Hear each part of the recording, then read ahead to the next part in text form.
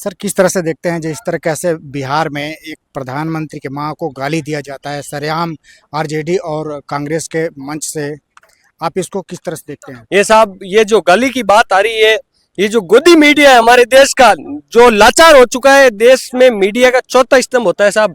और जिस प्रकार से राहुल गांधी जी को एक षड्यंत्र के रूप में ये जो बदनाम करने की एक इनकी नाकाम साजिश है, वो इस देश में लोग समझ चुके हैं। और ये जो बेबाक बयान है मीडिया के, राहुल गांधी जी ने गाली नहीं दी, आपसे मैं बताना चाहता हूं कि जब इन्होंने अग्निवीर की योजना लेके आए, तब जब उनके लाखों माओ के जो बच्चे थे, जिनका कई का तो कॉल लेटर आ चुका था घर पे, और कोई एयरपोर्ट में लड़के थे जिनकी नौकरी क्या भाई कल उनको ज्वाइन करनी है, उससे पहले इस नाकारा निकम्मा सरकार ने उन बच्चों के उम्मीदों पर पानी फेर दिया। तो मैं मोदी जी से पूछना चाहता हूं, क्या उन माओ का जो दिल नहीं था क्या? और आपको अपनी मां पर इतना कर रहे हो, आपको संवेदनशीलता रखनी चाहिए। आप कह रहे हो मैं चाय बेचता बेचता प्रधानमंत्री बनाऊं, करीब आपने 10 लाख युवाओं का इस देश के अंदर भविष्य बर्बाद कर दिया, और आप बड़ी बड़ी बातें कर रहे हो। ये वोट चोर गद्दी छोड़, ये जो आप लोग नारा लगा रहे हैं, क्या दर्शाना चाहते हैं? साहब, ये दर्शाना क्या, वोट चोरी तो आपके सामने है।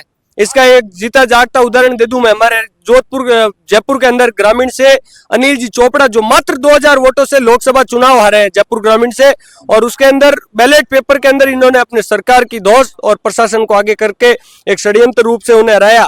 तो ये इस प्रकार के जो कई सीटें थी उसके अंदर जीते। और ये पहले कह रहे थे कि अब की बार 400 पार, तो उनका जो 400 पार का नारा था वो धरा का धरा रह गया, और गठबंधन से वो सरकार चला रहे और बड़ी बड़ी बातें कर रहे हैं ऐसे वैसे।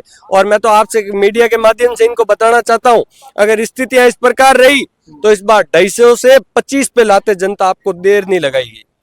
कांग्रेस है या फिर राहुल गांधी जी हैं, ये उल्टे सीधे जो प्रोपेगेंडा चला रहे हैं। ये कहा जा रहा है कि जो राहुल गांधी हैं, नेपाल की तरह इस देश में जो है विद्रोह कराना चाहते हैं। ये तो साहब इनके पास अब काम है नहीं, मुद्दे है नहीं। तो राहुल गांधी जी तो गरीब किसान की आवाज उठाए बिना, वो तो 60 साल से उनका परिवार, जिन्होंने राजीव गांधी जी के बलिदान को देखो, इंदिरा गांधी जी के बलिदान को देखो, बेबाक झूठे बयान देते हैं। और बौखलाहट है, जिस प्रकार से भारत जोड़ो यात्रा शुरू हुई उसके बाद इनकी जो पसीने आने लग गए कि ये जो राहुल गांधी जी देश का युवा जिस प्रकार से आगे बढ़ा है, और जो अब आने वाले अगले लोकसभा चुनाव के अंदर हम हमारे देश के प्रधानमंत्री के रूप में एक युवा प्रधानमंत्री देखेंगे राहुल गांधी जी के रूप में। आप ये कह रहे थे कि आरजेडी के मंच से या फिर राहुल गांधी के मंच से जो है गाली नहीं दिया गया है, तो ये जो फैलाई जा रही है ये बातें, ये कैसी है? ये सब गलती है। अब आज इस देश के अंदर लोकतंत्र, लेकिन बीजेपी तो ये कह रही है कि राहुल गांधी ने ये गाली दिलवाई है। क्या आज मेरी बात सुनो, चलो आदमी गलती इंसान से होती है, लेकिन ये भूल चुके हैं कि आज आपको इस पूरा देश गाली दे रहा है ना।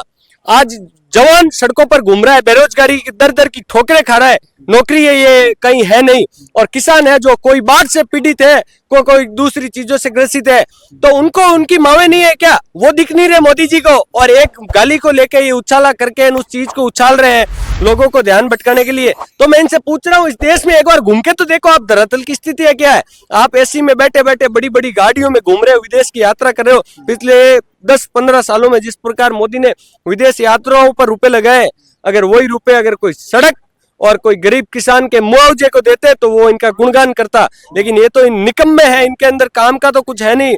लोगों को कभी धर्म के नाम पर लड़ाना, कोई दूसरा मुद्दा लाना, और लड़ाई के अलावा इनके पास दूसरा तीसरा कुछ काम नहीं है। मोदी जी का जो गुण है, जो उनका जो काम काज है, उसको ये जो कांग्रेस है, राहुल गांधी इग्नोर क्यों करते हैं? इग्नोर आप लोगों को दिखाई नहीं देता है? इग्नोर कहाँ करते साहब, काम तो कुछ कराते ही नहीं है ना। मोदी जी ने, आप बता दो, इसलिए पिछले जब ये आए थे तो इन्होंने कहा कि हम ऐसे कर देंगे वैसे कर देंगे, और ये झूठे जिस प्रकार से ऑपरेशन सिंदूर था, वो सिंदूर इन्होंने बताया, उस सिंदूर का इनको अर्थ पता है क्या? उस सिंदूर की कितनी अहमियत होती है? इस प्रकार से ये फर्जी लोगों को पागल बनाते हैं कि साहब हमने वो कर दिया ये कर दिया। कश्मीर में आप हालात देखो, आज जवान आए दिन शहीद हो रहे हैं, लेकिन ये जो मीडिया के माध्यम से जो जवान शहीद होते हैं उनकी भी दबा दी जाती है, उसमें इनकी मिली भगती है। इनको कोई भी ना जवान से मतलब है, ना किसान से मतलब है, ना युवाओं से मतलब है। आप इसको कैसे देखते हैं? अंजना कश्यप जो आज तक की एंकर हैं, वो ये कहती हैं कि मोदी जी का जो ग्राफ है वर्ल्ड में 1 नंबर पे है। ये जो अंजना ओम काश्यप की बात की, ये आज तक की सबसे बड़ी जो अंजना काश्यप है बिकाऊ है। इसने कभी आज तक आप देखा होगा अखिलेश यादव जी कई हमारे चलो पार्टी के नहीं है लेकिन वो मीडिया लेते तो वो बोलने नहीं देती है, और जब सच्चाई उनके सामने लेके आते हैं राहुल गांधी जी, उनको बताते हैं अपनी सच्चाई, तो तिलमिला उठती है वहां पर डिबेट के अंदर और कुछ भी बेबाक बोल के और डिबेट को बंद कर देते हैं। क्या वो आज इतनी बड़ी हो गई है क्या?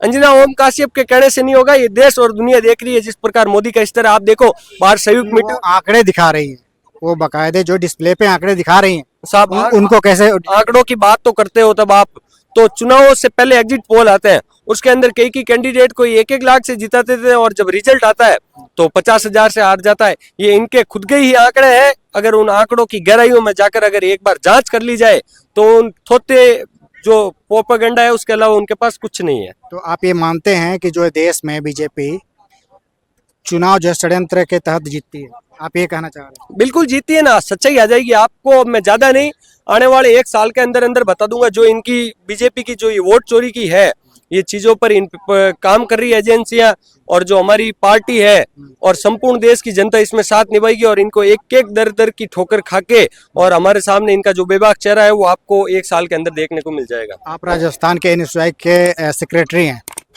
मैं आपसे ये पूछना चाहता हूँ कि राहुल गांधी ये कह रहे थे कि जो है एटम बम हमने फोड़ दिया, अब हाइड्रोजन बम आएगा। वो हाइड्रोजन बम क्या है? वो हाइड्रोजन बम भी आएगा कि अगली बार देश का युवा प्रधानमंत्री, हमारे नेता, हमारे जननायक राहुल गांधी जी देश के प्रधानमंत्री के, उस दिन एटम बम फूटेगा। उस दिन ये आपको ये जो नेता दिख रहे हैं आज, ये यहाँ पे नहीं विदेशों में जाके भाग जाएंगे कहीं ना कहीं दूर और जनता इनको नकार देगी और आप देख लेना इनकी ऐसी स्थितियां हो जाएगी कि ये खुद की इनकी जमानत जब्त स्थितियां हो जाएगी। आने वाले समय में इनकी सीटें नहीं बचेगी। जो बड़े बड़े नेता बन रहे हैं ना बीजेपी के अंदर, ऐसे वैसे बातें कर रहे हैं, ये आपने जैसे कई स्मृति ईरानी के और उदाहरण देख लो। जो स्मृति ईरानी कहती थी मैं ये हूँ वो हूँ, लेकिन जनता ने जब अपनी बताई तो वो अपनी औकात पे आ गई 1 सेकंड में और उसको घर पे बिठा दिया।